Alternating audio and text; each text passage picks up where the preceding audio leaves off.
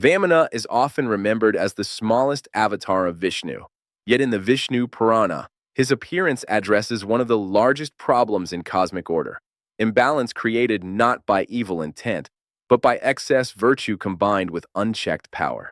This episode is not about conquest or punishment. It is about measurement, knowing how much space one is meant to occupy in the universe.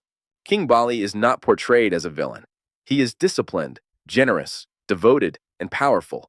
Through sacrifice and austerity, he gains authority over all three worlds. Yet the Purana makes a subtle distinction here. Righteousness alone does not guarantee balance. When power expands beyond its rightful proportion, even virtue becomes destabilizing. Bali's reign represents a universe tilted by excess, not corruption. Vamana arrives not as a warrior, but as a student. His form itself is the teaching. He carries no weapon, no threat, no display of dominance. The Vishnu Purana emphasizes this choice deliberately. When imbalance is caused by ego or violence, force may be required.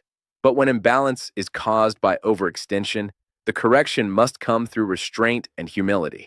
The request Vamana makes is deceptively small: 3 steps of land. This is not a trick, it is a test of awareness.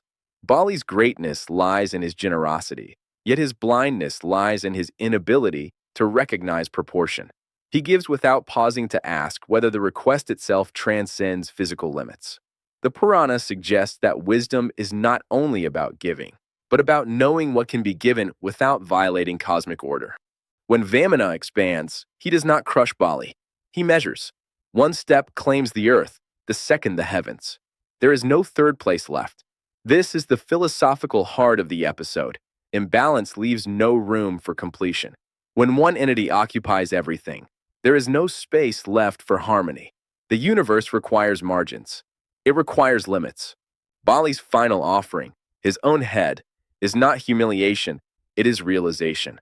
He understands that true sovereignty is not about possession, but alignment. The Vishnu Purana elevates Bali at this moment, portraying him as a ruler who learns the deepest law of power, that submission to cosmic order is not weakness, but wisdom. Vamana does not destroy Bali. He restores balance and grants him honor. This outcome reinforces the Purana's consistent theme. Vishnu preserves, he does not annihilate unnecessarily. Correction is always proportional to deviation. Where pride expands, humility contracts. Where power overwhelms, measurement restores. Vamana teaches that greatness is not determined by size, reach, or dominance, but by knowing one's rightful place within the whole. In a universe governed by cycles and limits, the smallest form can carry the highest authority if it aligns perfectly with Dharma. This is not a story about gods and kings alone. It is a lesson for all human systems: personal ambition, political power, spiritual authority. When expansion ignores balance, collapse becomes inevitable. Vamana appears not to punish success, but to remind the universe that even success must obey measure. In the Vishnu Purana, humility is not submission, it is precision, and balance is not stasis, it is continuous adjustment. Vamana embodies both, restoring harmony not through force, but through understanding the exact measure of all things.